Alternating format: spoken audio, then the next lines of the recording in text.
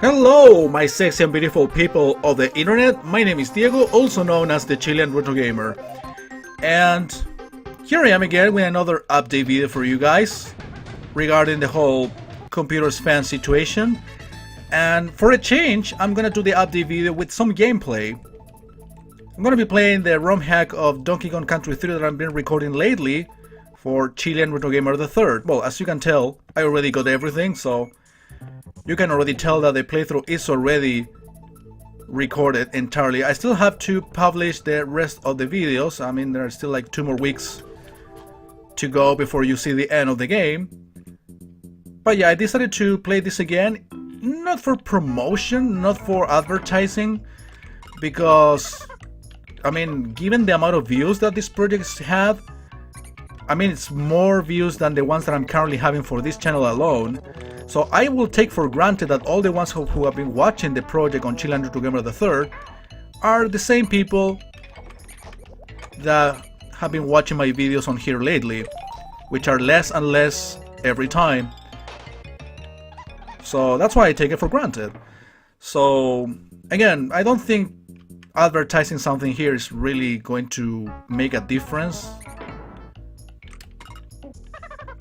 because numbers don't lie.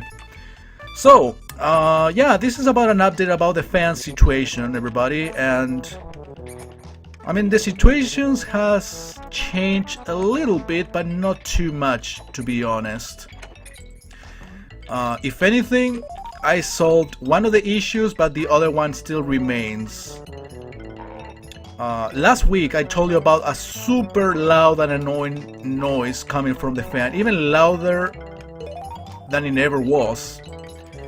Well, the sound or the noise from the fan is no longer an issue, not anymore. Somehow I got it fixed, and it's no longer an issue. However, the performance issues still remain, which means that the fan is probably dirty, probably still needs to be replaced, or the processor actually got affected by all this overheating issue, even though the computer is not overheating anymore.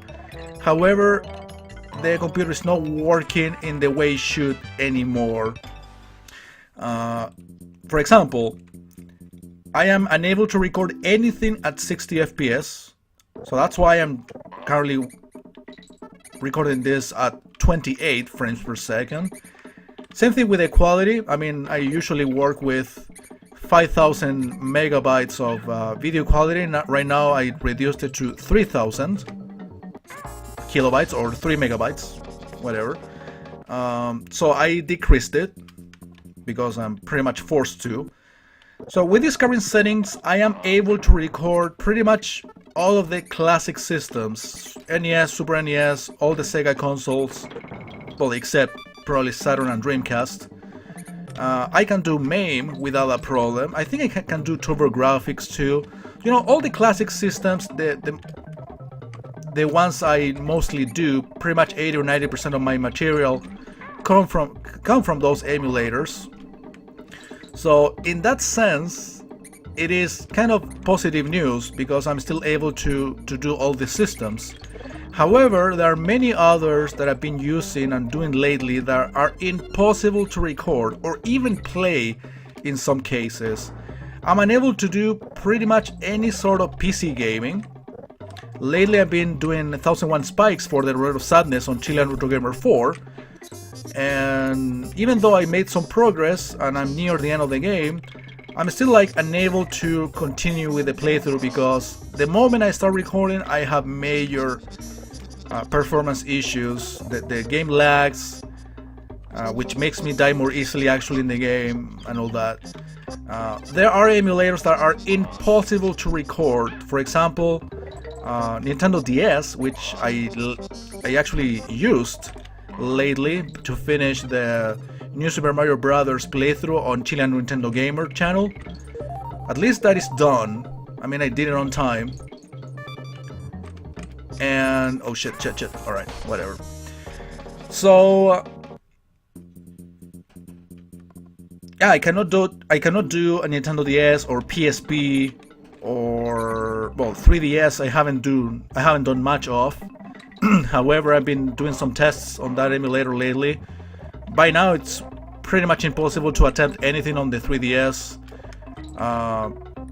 Probably the Saturn and the Dreamcast are also impossible to record at the moment. You know, all of these emulators that usually require extra resources from their computer are pretty much impossible to play or record for the time being. However, those are the emulators that I used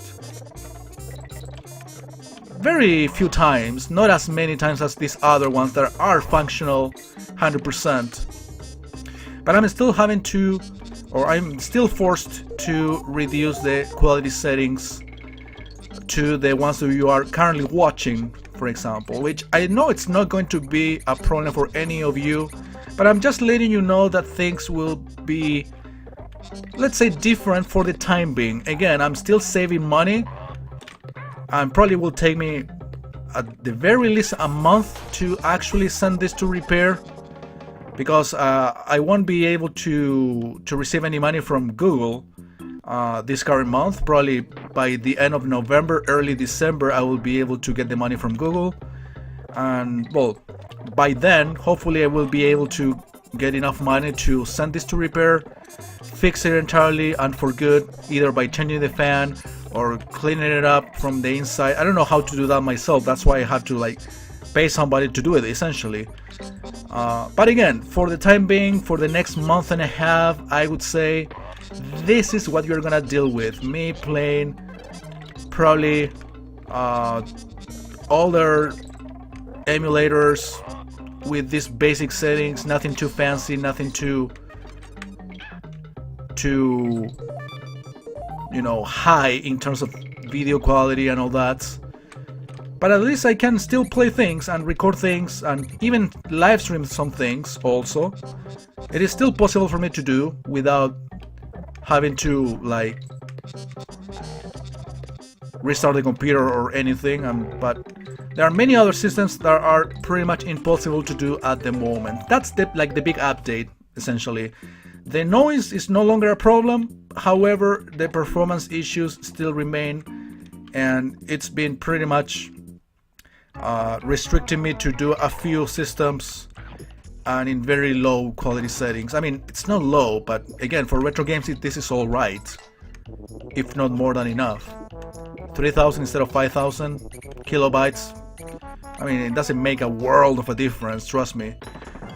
But again, there are many systems that are impossible to work with at the moment. I haven't tried out capture card recordings, so that probably will allow me to do some more modern games, or even attempt on my retro games from actual hardware. Maybe it's possible to do. I don't know if it will actually use too much of my CPU out of doing something from a capture card. In theory, I would say that it wouldn't require too much resources of my computer, but you never know. You never know. Essentially, a capture card is a video feed, so I guess I will be able to manage. I'm not sure. I can do some tests actually and let you know. But yeah, that's all what I can say about this. I hope you guys understand the situation as I told you last week. But again, I guess the worst possible case, it's already out of the picture. I think I solved one of the main issues, which was the noise. The performance part, well, I guess it's something that someone else will have to fix. I cannot do it myself, to be honest. I don't have the knowledge for that. So yeah, thank you for the support, and take a look at this playthrough in case you haven't. I'm probably gonna post the link of the playlist in the description of the video so you can take it a look and watch it from beginning to end, even though I haven't done the whole playthrough yet. I mean, I recorded it already, but I haven't uploaded all of the parts yet, which will probably happen in a couple of weeks from now. But there's still quite a few parts, at least 10 or 11 parts already available on the channel, so you can watch them. So thank you for watching, guys. Thank you for supporting, thank you for understanding, and I will be giving you more updates as the situation progresses. So see ya.